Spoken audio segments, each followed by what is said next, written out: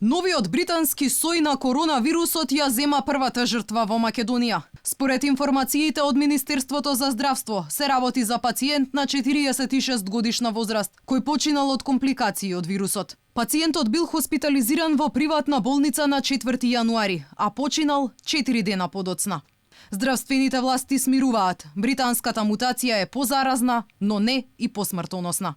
Тоа што е можно, евентуално, е да оваа мутација на овој вирус е присутна во последните повеќе недели, кога после падот има едно ниво изравнување на кривата, но во секој случај тоа што е многу битно, дека нема влошување во смисла на зголемување на бројот на случаите. Се уште не е исклучена можноста, можно е тоа да се случи, затоа сме внимателни со препораките, со мерките, сите за сега остануваат исти. Британската мутација на коронавирусот е детектирана кај уште двајца пациенти од Скопје и од Охрид. Првиот случај на британска мутација беше потврден пред 3 дена во лабораторијата за генетика во клиничката болница Жан Митрев. Се работеше за пациент од Скопје на 46 годишна возраст, кој се лекувал во приватната болница, а веќе 7 дена се води како оздравен. Пациентот кој првпат за вирусот се тестирал на 29 декември,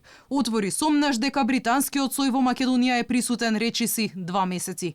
Докторите алармираат, оти новиот британски сој е за 70% позаразен и тој за брзо време ќе стане доминантен. Треба да бидеме предпазливи, да поимаме дека британскиот вирус циркулира тука, британскиот сој циркулира кај нас, дека поради неговите веќе откриени особености, најверојатно ќе станува се подоминантен и подоминантен, да бидеме во постојан мониторинг, а постојан мониторинг се прави со воведување на нови технологии, дали ПСР, дали методи на секвенционирање. Новата британска мутација на коронавирусот, која е потврдена во 70 земји во светот, ги заостри рестриктивните мерки во западноевропските земји. Чешка одлучи да забрани влез во државата за странци. Франција пак ги затвори границите за патниците кои не се од Европската унија.